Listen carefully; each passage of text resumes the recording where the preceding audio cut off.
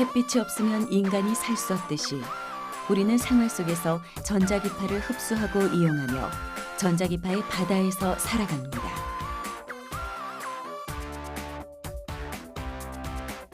현대 생활은 전기 에너지에 전적으로 의존해 모든 생활이 이뤄지고 전기의 흐름이 있는 모든 공간은 어디나 전자기파가 존재하죠.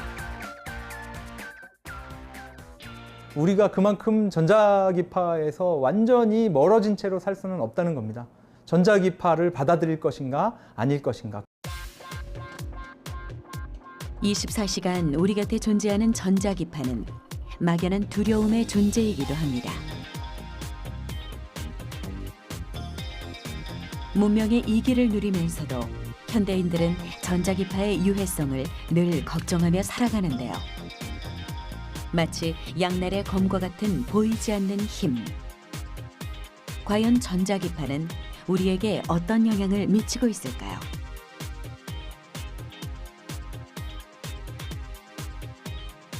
잔잔한 물 위에 떨어진 물방울은 동심원을 그리며 퍼져나갑니다. 이렇게 한 지점의 진동이 에너지를 동반해 퍼져나가는 현상을 파동이라고 하는데요. 수면파는 물이, 음파는 공기라는 매질이, 지진파는 땅이 진동하며 일정한 속도로 전파되는 파동들이죠. 전자기파는 바로 이 파동의 원리로 생성됩니다. 전기와 자기의 주기적인 변화에 의한 에너지의 파동이 공간으로 퍼져나가는 것이 바로 전자기파죠. 근데 전자기파라고 하는 단어는 세 가지의 개념이 하나로 합쳐졌습니다. 전기와 자기와 파동이고요. 이 각각에 대해서 우리가 알아야 됩니다. 전기는 흔히들 말하는 정전기나 벼락이나 감전이 된다거나 전자제품을 작동시키는 게 전기고요. 자기라고 하는 것은 자석이 물체를 끌어들이거나 또는 영향력을 주는 현상을 일으키는데, 이 전기와 자기가 서로 다른 것이라고 우리는 알고 있지만 사실은 한 몸처럼 상호작용을 하는 그런 힘이 되겠습니다. 근데 이 힘은 파동이라고 하는 파도처럼 퍼져나가기 때문에 우리가 이것을 전자기파라고 부르게 됩니다. 전기와 자기의 특성은 고대 그리스나 중국에도 그 기록이 남아있을 만큼 아주 오래전부터 연구가 되어온 분야입니다.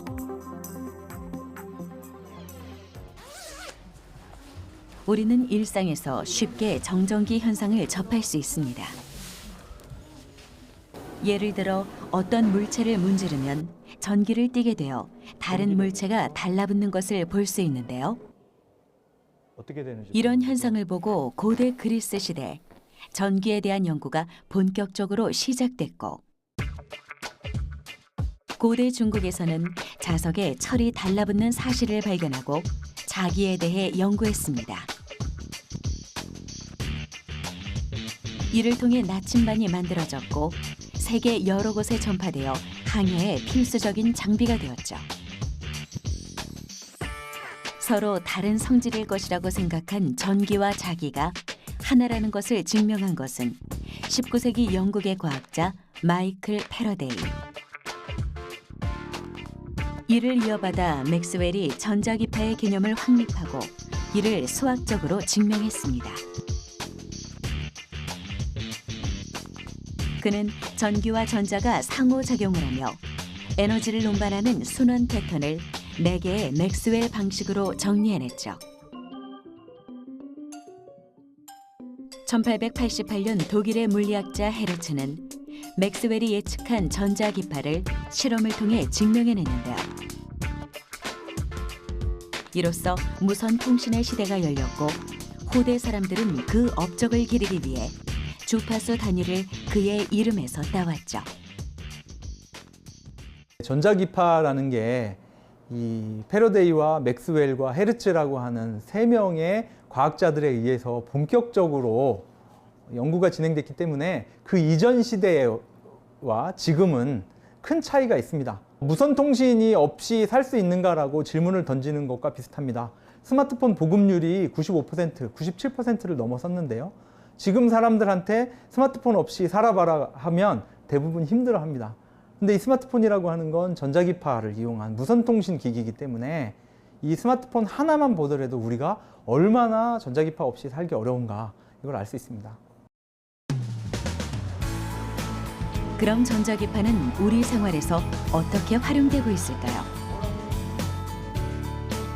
어려운 전자기파의 개념을 쉽고 유쾌하게 풀어줄 오늘의 주인공은 8만 명이 넘는 구독자와 소통하고 있는 과학 채널 크리에이터 이효종 씨입니다.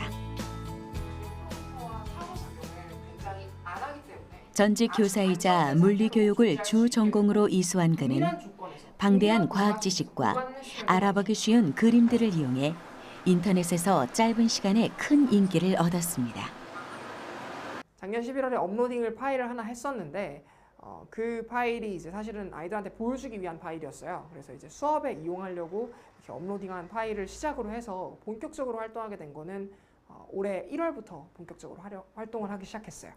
과학이라고 하는 것 자체가 뭔가 좀 학교에서 전달될 때는 이론 중심적이고 그리고 약간 좀 지루한 거 그리고 좀 따분한 거 이런 식으로 사람들이 많이 생각을 하게 되고 성적을 위해서 공부하는 거다 이런 식으로 이제 얘기를 학생들이 하고 해서 저는 항상 수업을 할 때 고민을 했었죠. 어떻게 하면 좀 아이들한테 좀 재미있게 과학이 그렇게 바뀔 수 있을까 이미지가. 그의 고민은 자신의 경험에서 해답을 얻었습니다.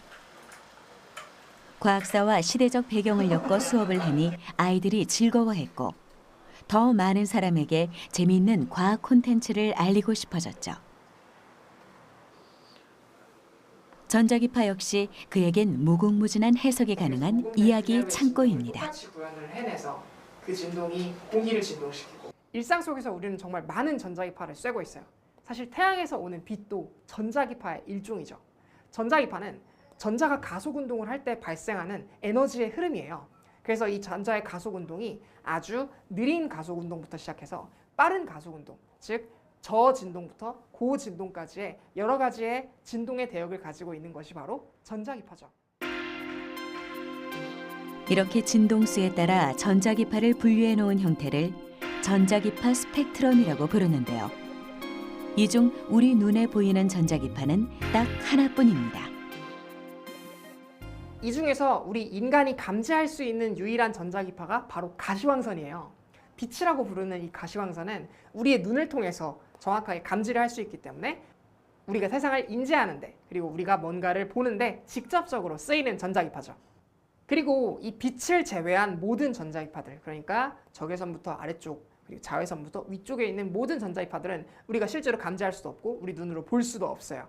그렇지만 우리 눈에 보이지 않는 적외선부터 아래쪽에 있는 영역의 전자기파 그리고 자외선부터 위쪽에 있는 영역의 전자기파들은 그 특성과 용도에 따라서 정확하게 구분을 지어서 이름을 붙이고 그래서 그 이름에 따라서 특별한 용도로 사용되고 있어요. 각자의 고유한 특성을 가진 전자기파는 일상 다반면에서 활용되고 있죠. 적외선을 예를 들어보면 생명체가 체온, 즉 에너지를 방출하는 특성을 이용해 생명체를 감지할 수 있는 열감지 카메라로 이용되고 있고 태양에서부터 내려오는 고에너지 자외선은 피부암이나 노화의 주범으로 알려져 있지만 잘 활용하면 살균력이 매우 강해 정수장이나 각종 살균 세척기에 폭넓게 활용되고 있죠. 그런데 이런 다양한 전자기파들 중에 아주 독특한 성질을 가지고 있는 전자기파가 우연히 발견되는 그런 역사적인 일이 일어나게 돼요. 2차 세계대전 당시 미국 방위산업체에서 군사용 레이더를 연구하던 과학자 퍼시 스펜서는 아주 특별한 경험을 하게 됩니다. 레이더에서 발생하는 전파에서 매우 독특한 성질을 찾아내게 된 거죠. 본인이 가지고 있던 주머니 속에 있던 초콜릿바가 먹으려고 꺼내봤더니 녹아있는 그런 현상을 관찰하게 된 거죠. 연구가 진행됐을 당시는 겨울이었고 그렇기 때문에 초콜릿바가 체온을 통해서 녹았다고 하기에는 주변이 너무 추운 환경이기 때문에 퍼시 스펜서는 왜 이게 녹아있는지를 의심할 수밖에 없었어요. 그런 의심에서 찾아낸 전자기파가 바로 레이더에서 발생되고 있는 전자기파였죠. 그가 발견한 전자기파는 라디오파와 적외선 사이에 존재하는 마이크로파. 이 영역대의 전자기파는 수분과 만나면 열을 발생시키는 특성을 가지고 있어 스펜서의 초콜릿바를 녹였던 거죠. 주변에 있는 물 분자를 진동시키는 특징을 가지고 있다는 사실을 깨닫게 된 퍼시 스펜서는 이 전자기파를 이용해서 팝콘 등의 여러 가지 음식을 데우는 데 이용을 해보았고, 이것이 바로 오늘날의 전자레인지의 기술의 모태가 되는 기술이었던 것이죠. 자신의 생각을 검증하기 위해 옥수수를 데우자 팝 소리를 내며 이름에 걸맞게 팝콘이 되었고 달걀은 터져버렸죠. 전자기파를 이용해 음식을 데우는 아이디어를 이용 그는 세계 최초의 전자레인지를 발명해냈습니다. 이제 전자레인지는 어느 집 주방에서나 볼 수 있는 참 편리한 가전제품입니다. 그럼 전자레인지의 마이크로파는 어떻게 음식을 따뜻하게 데울 수 있는 걸까요? 음식물에 마이크로파를 조이면 전자기장이 회전하는 물 분자 덩어리에 영향을 주어 더 빨리 회전시키거나 회전을 방해해 물 분자를 분리합니다. 이때 떨어져 나간 물 분자는 더욱 활발하게 운동하고 분자끼리 충돌해 많은 열 에너지가 방출되게 되죠. 이 열이 음식물을 데우는 겁니다.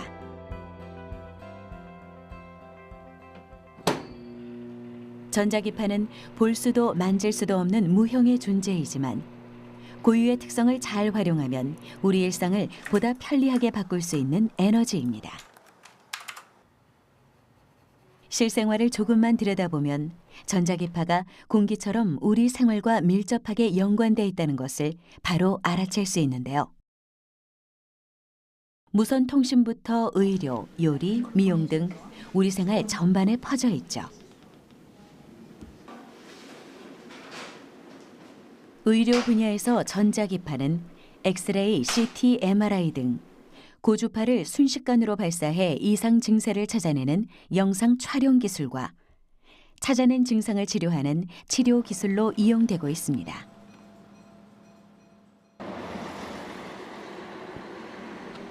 교통 분야에선 고속도로의 하이패스는 물론 차량의 급증으로 심각해진 교통체증이나 정체 신호의 원인을 파악하고 예측해 예방하는 데 활용되죠. 또한 산업 현장에선 터널이나 도로를 건설할 때 장애물을 부수는 데 널리 사용되고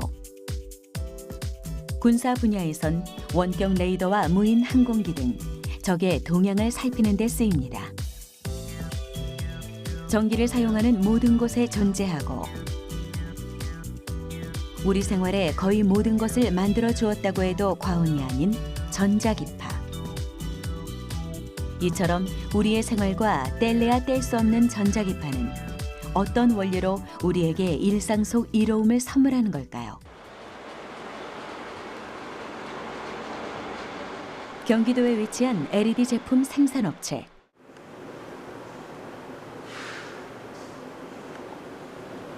이곳에선 생활용품부터 스마트폰, 신발 등 일상 속 제품들을 인체에 무해하게 살균할 수 있는 노출형 LED 살균 기술을 개발했습니다.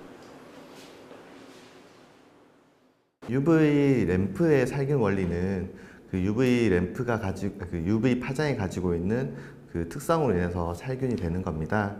보통 짧은 파장의 UVC 램프가 보편적으로 많이 사용되었었는데요.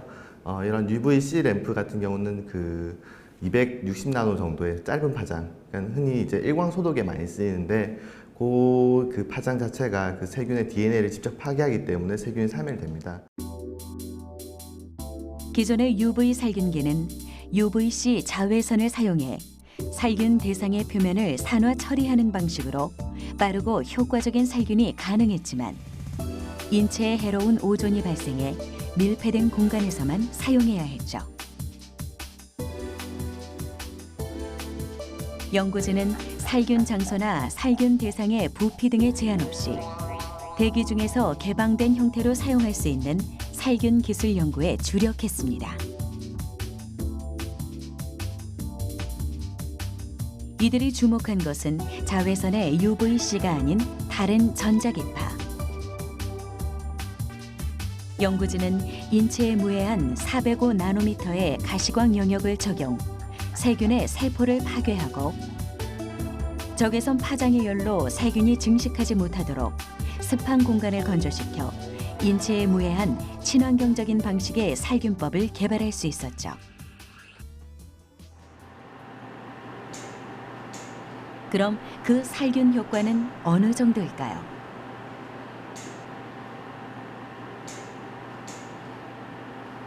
항온 항습 시험기를 통해 LED 살균기의 효과를 살펴보기로 했습니다. 음식물에 가시광선과 적외선의 빛을 쬐어 살균과 건조 효과를 주었을 때 곰팡이가 생성되는 변화를 육안으로 확인해 보기로 했는데요. 지금 이제 저희 빛으로 인해서 이제 그 음식물에다가 빛을 쐈을 때 이제 부패하고 안 하고를 이제 테스트 차이를 검증하고 있는 겁니다. 주로 잘 썩는 식품인 이 식빵을 적용을 해서 한쪽에서는 저희 거 빛을 쐬주고요.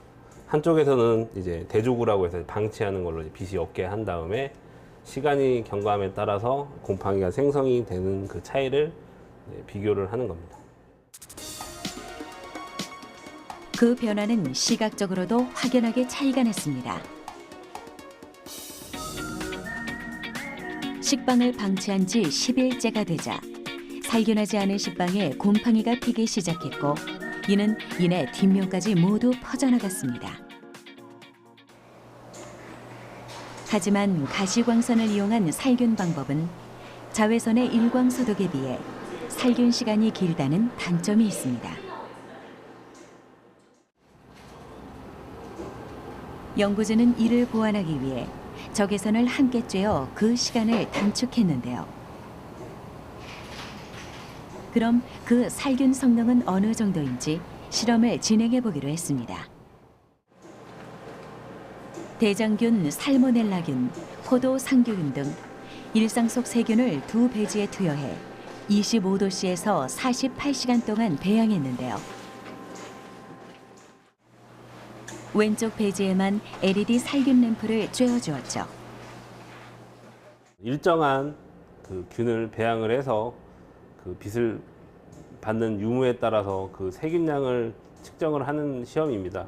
그래서 이후에 이 균을 다시 배지에 그 투여를 해서 세균을 배양을 시킵니다. 그래서 이제 육안적으로 세균량의 변화를 측정하실 수 있습니다. 48시간 후 세균의 양을 확인하자 대조구의 세균은 활발하게 배양된 반면 살균을 한 쪽은 세균이 완전히 사멸된 것을 볼 수 있었죠. 단파장의 가시광선을 활용해서 세균에 존재하는 그 포르핀이라는 색소를 역이시키게 됩니다. 역이된 색소가 그 안정화되면서 활성산소를 분출하게 되는데 그 활성산소가 이제 DNA나 세포벽에 흡착돼서 세균을 파괴하게 됩니다. 그러므로 인해서 살균이 되는 원리입니다. 살균 효과를 보려면 보통 8시간 이상 살균 램프를 쪼여야 한다는데요.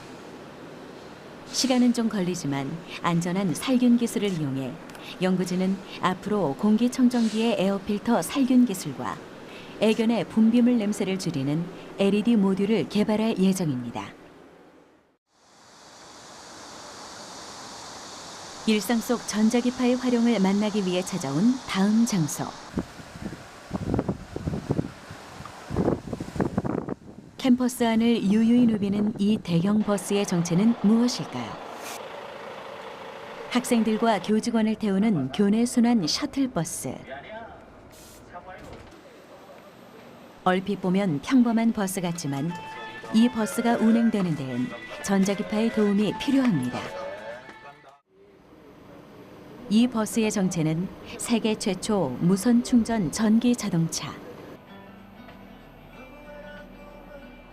충전 장소에 세워두는 것만으로 무선으로 전력을 공급받아 자동 충전이 가능한 버스입니다. 과연 그 원리는 무엇일까요? 무선 충전이란 전자기파를 이용해서 충전을 하는 방식입니다. 공진을 통해서 가기 때문에 지금 현재 버스의 경우에 대용량이어서 20kHz 공진 주파수를 사용하고요. 따라서 송신 측과 수신 측의 코일에 공진 주파수가 일치하게 되면 전력이 전달되는 원리입니다.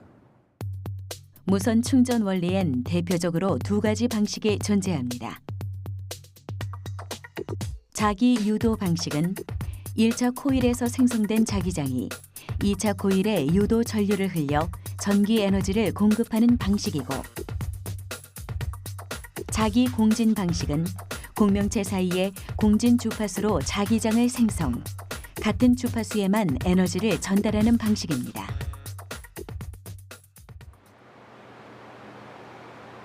카이스트의 무선 충전 버스의 경우 근거리 전자기파를 사용하는 자기 공진 방식을 사용하는데요. 이는 원거리에서도 충전이 가능하고 배터리 문제를 획기적으로 해결, 15분 충전으로 약 36km를 주행할 수 있습니다. 더 나아가 연구진은 자기 공진 방식의 단점인 낮은 전력 효율 문제를 극복,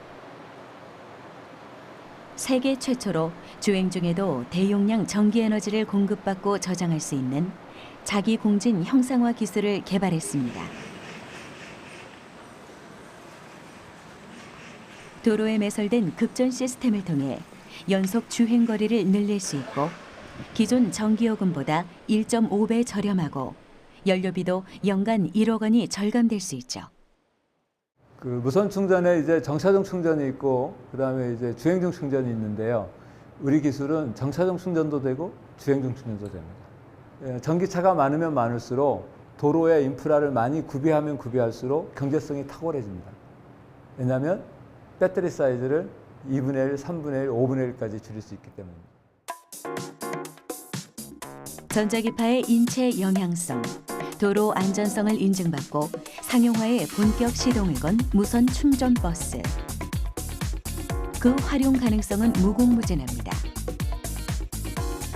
차량은 물론 철도, 선박까지 앞으로 다양한 운송 분야에 적용, 활용될 예정이죠. 상용화를 제대로 하기 위해서는 실제로 이제 비용 절감 문제가 굉장히 중요하죠. 그래서 지금 그동안의 설계가 용량 효율을 극대화하는 쪽이었다면 앞으로의 설계 개발은 용량 효율을 어느 정도 유지하면서 코스트 다운하는, 그러면서 신뢰성, 내구성을 극대화하는 그러한 이제 개발이 필요하다고 볼 수 있습니다. 무선 통신의 매개체이자 인류 발전의 시작점이었던 전자기파. 이는 향후 유비쿼터스 사회를 이끄는 원동력입니다. 우리는 지금보다 더 많은 시간을 전자기파와 함께 살아가겠죠? 그럼 지금 이 순간 우리가 걱정해야 할 문제는 없을까요?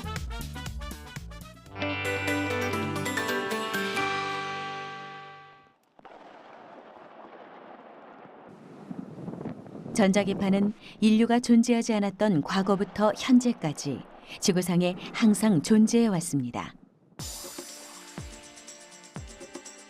태양풍이나 지구 주위의 자기장 등 자연에서 발생한 전자기파가 그것이죠. 인류를 포함한 지구상의 생명체들은 자연에서 발생한 전자기파에 스스로 적응하며 진화해 왔습니다. 이는 생명체에게 큰 위험을 초래하지 않는데요. 문제는 인간의 편의를 위해 인위적으로 만든 인공 전자기파입니다. 전자기파의 유행성이 처음 논란이 된 건 1950년 미국.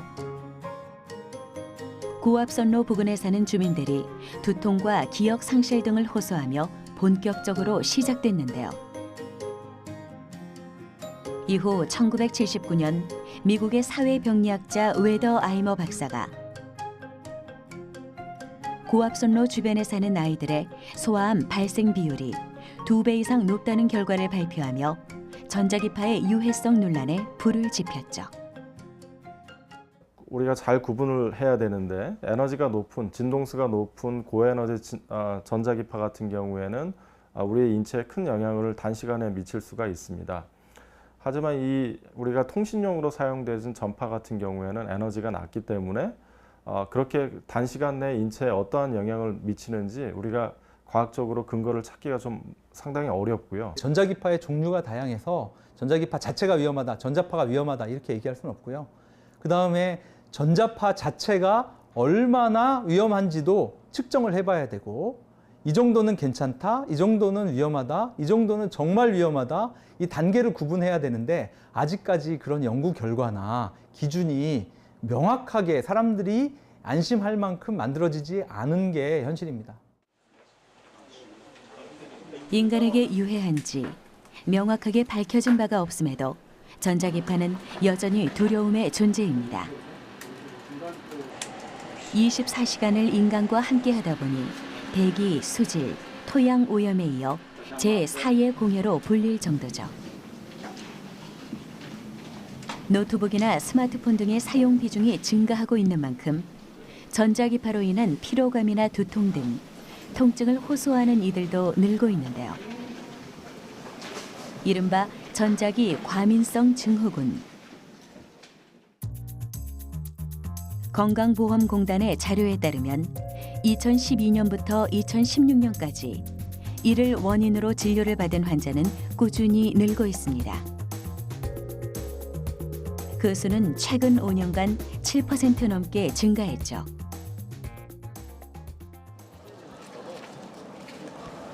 특히 늘 몸에 지니고 다니는 휴대용 전자기기의 경우 사람들의 불안감은 더 큽니다.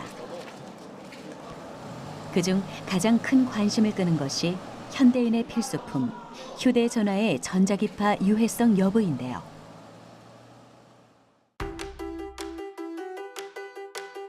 미국 워싱턴대 연구진은 휴대전화를 사용하기 전과 15분간 통화 후의 모습을 비교해 열감지 촬영을 진행했습니다.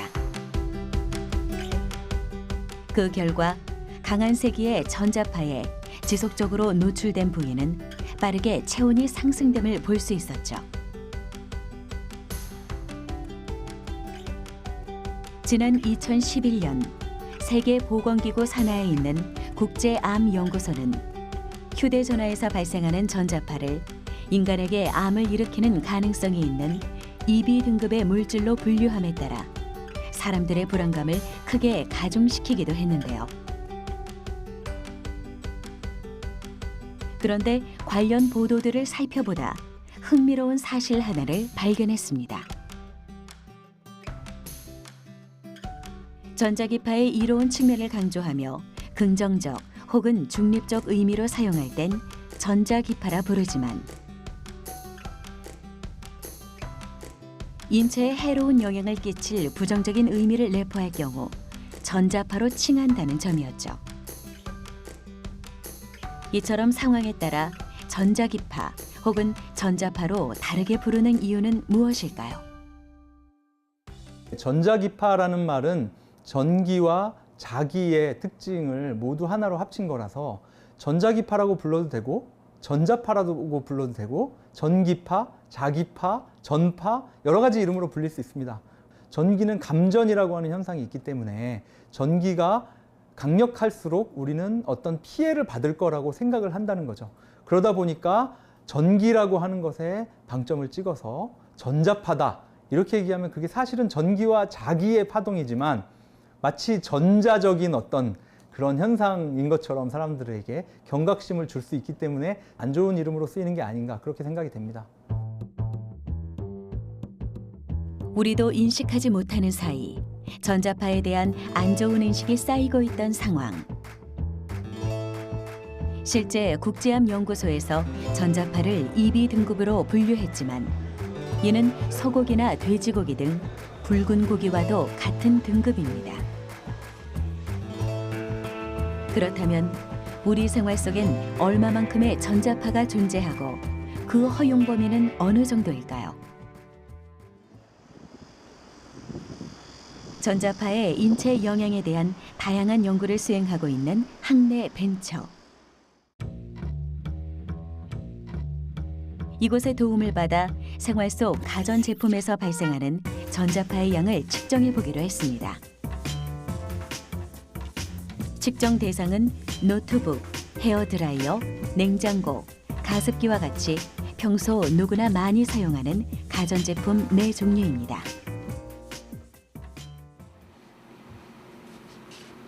전자파의 측정 단위는 밀리가우스.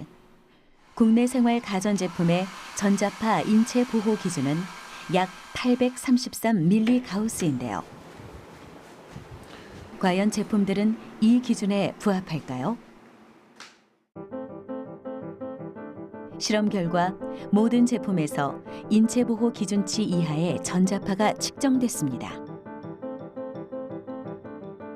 하나 놀라운 점은 헤어드라이어나 가습기와 같은 소형 가전제품에서 기준치에는 부합했지만 다른 가전제품보다 의외로 높은 수치의 전자파가 측정됐다는 점인데요. 그 이유는 무엇일까요? 가습기에도 또 모터가 들어가잖아요. 진동자를 움직여야 되고 또 이 습기를 계속 방출을 하려면은 거기에 뭐가 움직이는 게 뭐가 있어야 됩니다. 즉 전자기장 또는 전자파로서 그러한 움직임이 일어나기 때문에 모터도 그렇고 그래서 가습기에 가까이 가서 재니까 좀 큰 전자파가 측정이 될 거예요. 그럼 컴퓨터에는 무엇이 있느냐? 그 속에 팬이 있기는 있습니다. 대부분의 이 PC의 경우에. 그러나 노트북 같은 경우에는 팬이 없는 경우도 있거든요. 그러니까 거기에서 나오는 전자파는 굉장히 미미한 거죠. 우리나라의 전자파 노출 기준은 국제 비전리 방사성 보호위원회의 권고 기준을 따르고 있습니다. 하지만 이는 일시적인 충격의 수치를 의미하기 때문에 전자파에 지속해서 노출됐을 때에 대비한 허용 기준은 아닌데요. 때문에 전자파 인체 보호 기준은 더욱 낮춰져야 한다는 주장이 지속적으로 제기되고 있죠. 국제적인 공통적인 것보다 조금 강화시켜가지고 즉 좀 더 소비자를 보호하는 그런 몇 가지 정책들이 있기는 있습니다. 인체에 밀착시켜서 사용하는 전기 또는 전자장비들 그것들 중에서 국제 기준이 아직 정해지지 않은 것들 그런 것들에 대해서는 어쩔 수가 없이 개인이 조심을 해야 하는 방법밖에 없습니다. 그럼 우리가 일상에서 전자파를 현명하게 피할 수 있는 방법은 무엇일까? 많은 사람들은 생활 속 노출되는 전자파를 차단하고 예방하기 위해 전자파 차단 제품을 많이 사용하는데요. 시중에 판매되는 차단 제품들은 정말 효과가 있을까요? 국립전파연구원에 따르면 시중에 판매되는 전자파 차단 제품은 대부분 효과가 없는 것으로 판명됐는데요. 또 차단 제품에 포함된 금속 성분은 전자기기의 성능을 떨어뜨리거나 오히려 통신 방해를 일으켜 더 많은 전자파를 발생시킬 수 있다고 경고했죠. 정부는 이런 제품의 관리 감독을 더욱 강화해 나갈 예정입니다. 전자파 차폐에 관해서 뭐 선인장을 방에 둔다든가 하는 그것도 거의 효과가 없고요.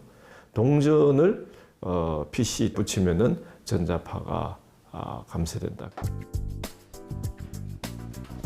일상에서 전자파에 적게 노출될 수 있는 가전제품 사용 가이드라인의 가장 현명한 방법은 안전거리를 지키는 일입니다.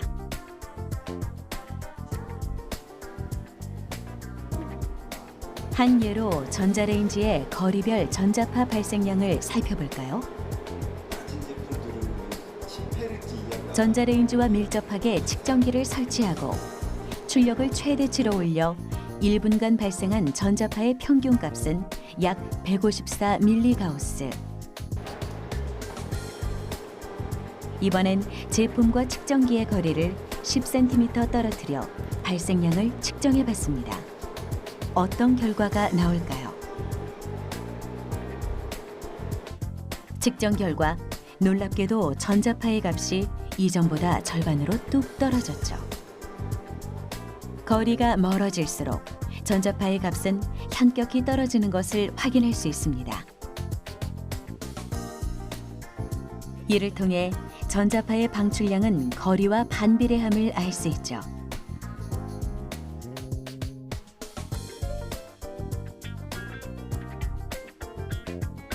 다른 가전제품 또한 마찬가지로 거리에 따라 전자파의 값이 줄었습니다.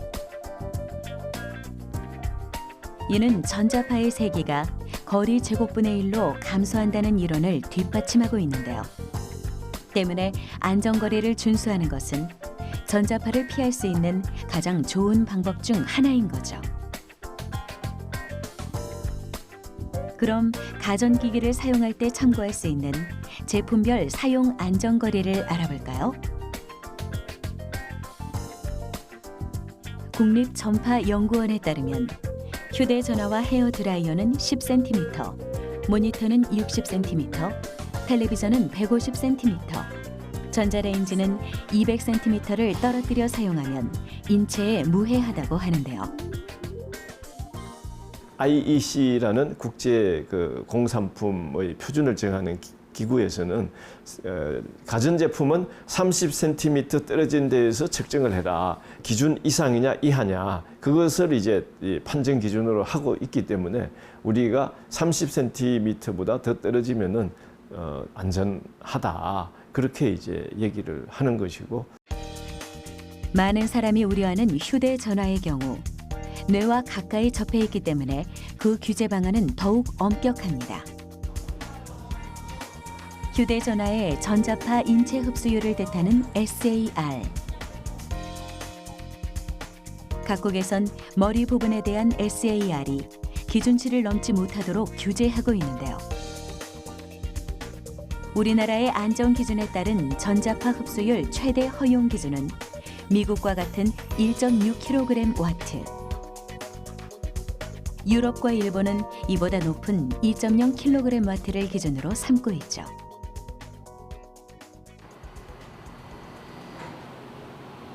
전자파의 인체 흡수율 SAR을 측정할 수 있는 차폐실. 이곳은 외부에서 들어오는 전자파를 차단해 정확한 측정값을 구할 수 있는 설비입니다. 인체를 대상으로 측정이 곤란하기 때문에 사람 모양의 팬텀을 만들어 평가하죠. 전자파 흡수율 측정기를 이용해 통화하는 상황을 가정, 전자파 흡수율을 측정했습니다. 휴대전화의 고주파로 인해 급격히 상승한 머리 주변의 체온. 휴대전화의 위치를 살짝만 바꿔 다시 측정해봤습니다. 뺨에 닿는 면적이 줄자 열감도 확연히 줄었는데요. 휴대전화는 닿는 위치뿐 아니라 사용 환경에 따라서도 전자파의 값이 달라집니다. 통화 연결 중엔 평상시보다 2배에서 4배 정도 강한 전자파가, 또 빠르게 이동하는 지하철에서 통화할 땐 정지 상태에서보다 5배가량 높은 전자파가 방출됐죠.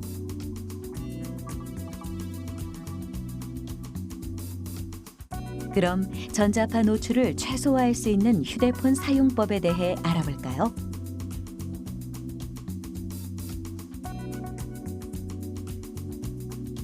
휴대폰을 장시간 사용할 때는 좌우를 번갈아 가며 사용하는 것이 좋습니다. 또 핸즈프리나 이어폰을 사용하는 편이 전자파 노출을 피할 수 있는 지름길인데요. 통화를 할 때 귀에서 휴대폰을 5mm가량 띄우면 전자파 흡수율이 50% 이상 감소함을 잊지 마십시오. 전자파, 즉 전자기파의 영향에 대한 연구 역사는 아직 100년이 채 되지 않았습니다. 전자기파가 인체에 어떤 영향을 미치는지 과학적 근거를 찾긴 어려운 상황. 하지만 아직 무해하다는 증거도 없는 만큼 일상 속 현명한 대처가 중요한 시기인데요. 이를 위한 과학계의 노력도 활발합니다. 특히 신소재 측면에서 전자기파를 차폐하는 기술 연구가 그 결실을 이루어가고 있고, 인체에 해가 없고 엑스레이보다 투과성이 높아 꿈의 전자기파라 불리는 테라헤르츠 기술의 상용화도 본격적인 출발선에 올랐죠. 다양한 명칭처럼 양면의 얼굴을 가지고 있는 전자기파. 그 유해성 여부는 드러나지 않았지만 인류가 전자기파의 탄생 전으로 돌아가는 것은 불가능해 보입니다. 그럼 현대인과 전자기파의 공생은 앞으로 어떤 모습으로 이루어질까요? 4차 혁명 시대에 전파를 사용 안 한다는 것은 우리가 상상할 수 없겠죠. 우리 주변에 매일 사용하는 이런 핸드폰들을 사용하지 않는다라고 우리가 한번 상상해 보십시오. 얼마나 생활이 불편해지겠습니까? 이제 이게 필수 불가결하게 우리가 전자기파를 사용할 수밖에 없는 그런 환경에 놓여 있는데요. 하지만 이렇게 아직까지도 여러 가지 유해성 논란이 있기 때문에 지금 정부나 이 전자기기를 만들고 있는 업체에서는 이제 전자기기에서 만들어진 전파를 효율적으로 관리하기 위해서 차폐 기술이라든가 또 효율적인 통신 기술들을 개발하기 위해서 많은 노력들을 지금 기울이고 있습니다. 이제 선택을 해야겠죠. 전자기파를 받아들일 것인가 아닐 것인가. 그 중간에 여러 단계가 있습니다. 전자기파가 얼마나 방출이 되는지를 명확하게 표기하라고 요구할 수도 있고, 안전 기준을 명확하게 더 세분화해서 이제 정하자라고 정부를 압박할 수도 있고요. 기업들이 전자기파를 더 방출시키지 않도록 덜 방출시키는 전자제품을 만들어 달라, 우리가 그렇게 요구할 수도 있겠습니다. 과학 수준이 발전하며 인류는 보이지 않는 전자기파를 발견할 수 있었고, 형태도 없는 이 파동은 이동통신, 휴대인터넷, 무선랜 등 다양한 통신 기술의 빛의 속도로 발전시켰습니다. 현대인이 생활 전반에 걸쳐 의존하고 있는 전자기파.